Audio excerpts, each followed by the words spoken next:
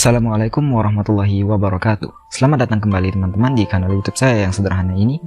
Tidak seperti video sebelum-sebelumnya ketika saya membahas teori sastra di mana karya sastra dibahas dari sisi objektif atau dari isi karya tersebut. Kali ini saya akan membahas teori sastra di mana karya sastra dinilai secara subjektif atau berdasarkan tanggapan dari pembaca atau audiensi karya tersebut, yaitu teori resepsi. Menurut Nuryatin, pada tahun 1998, teori atau penelitian resepsi pada sastra adalah penelitian teks sastra dengan bertitik tolak terhadap pembaca sebagai pemberi reaksi terhadap teks tersebut. Pertemuan antara pembaca dan teks sastra menyebabkan terjadinya proses penafsiran atas teks oleh pembaca sebagai objektif, yang hasilnya adalah pengakuan makna teks. Secara sederhana, teori resepsi adalah teori yang menilai suatu karya dari segi makna berdasarkan pada respon dan tanggapan pembaca, pendengar, penonton, atau audiensi. Penilaian ini bersifat relatif, bisa positif, bisa juga negatif. Untuk itu, saya coba menerapkan teori resepsi pada karya sastra berupa lagu. Lagu yang saya jadikan objek adalah lagu dari Noah atau Peter Pan dulu, berjudul Tak Ada Yang Abadi. Nah, untuk itu, saya membuat semacam kuesioner atau angket khusus untuk mengumpulkan tanggapan-tanggapan pendengar dengan menjawab beberapa pertanyaan-pertanyaan tertentu mengenai lagu tersebut yang sudah saya siapkan sebelumnya. Nah, berikut ini adalah ringkasan hasil dari kuesioner berupa jawaban-jawaban para responden.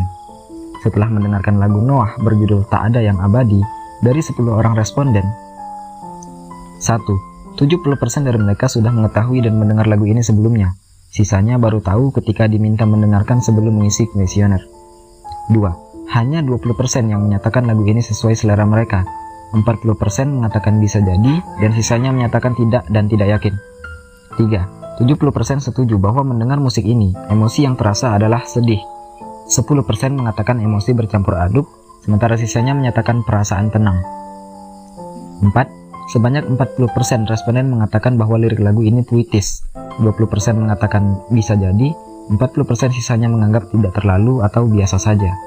5. Ada 30% dari responden yang mengatakan lagu ini bisa dikatakan religi, dengan tema dan pesan yang dibawakan. Sebanyak 40% sebaliknya mengatakan bahwa lagu ini tetap pop, sesuai bandnya. Sementara 30% lagi menyatakan bisa kedua-duanya, religi sekaligus pop. 6. 80% responden setuju bahwa Noah membawakan lagu dengan gaya dan pembawaan yang sesuai dengan tema. 20% sisanya merasa kurang tepat atau kurang sesuai dengan cara penampilan. 7. Sebanyak 70% dari mereka setuju bahwa pesan dalam lagu ini mudah dipahami. 30% sisanya mengatakan untuk memahami lagu ini cukup sulit sehingga perlu didengarkan berulang-ulang. 8. Persentase hampir penuh dengan angka mencapai 90% responden sepakat bahwa lagu ini sesuai kenyataan dan apa adanya. Hanya 10% yang tidak setuju dan beranggapan lagu ini masih mengandung sesuatu yang fiktif. 9. Ketika ditanya apakah lagu ini mewakili perasaan, 50% menjawab iya, tapi hanya pada beberapa bagian. 40% menjawab hampir dan tidak terlalu, sementara hanya 10% yang menyatakan lagu ini sangat mewakili perasaan secara keseluruhan. 10. 70% responden menyatakan bahwa lagu ini memberikan suatu cara pandang baru dari amanat yang disampaikan. 10% menyatakan memberikan pengetahuan baru, sisanya mengatakan tidak pengetahuan dan tidak pula cara pandang. Hanya 30% dari seluruh responden yang menyatakan lagu ini sempurna secara keseluruhan. 10% menyatakan tidak sempurna dan ada kekurangan, dan mayoritas sebanyak 60% menyatakan cukup atau tidak terlalu sempurna dan tidak juga terlalu kurang.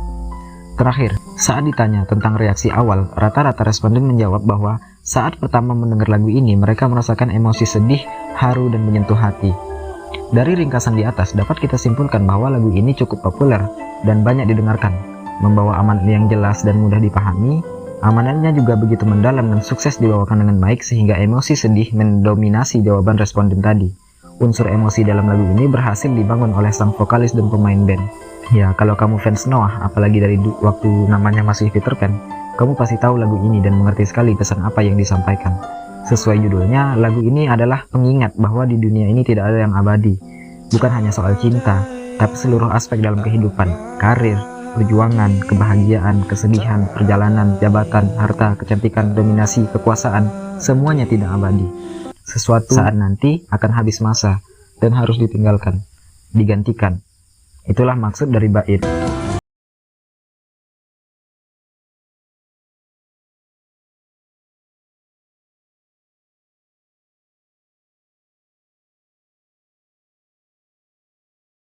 Semua memiliki akhir, manusia ada matinya, riwayat ada tamatnya.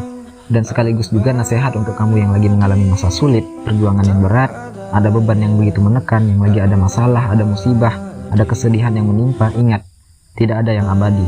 Kesulitan dan kesedihan kamu nanti akan berakhir juga. Nah, kira-kira begitulah teori resepsi pada lagu Noah, tak ada yang abadi. Bisa kita lihat respon pendengar hampir seluruhnya positif.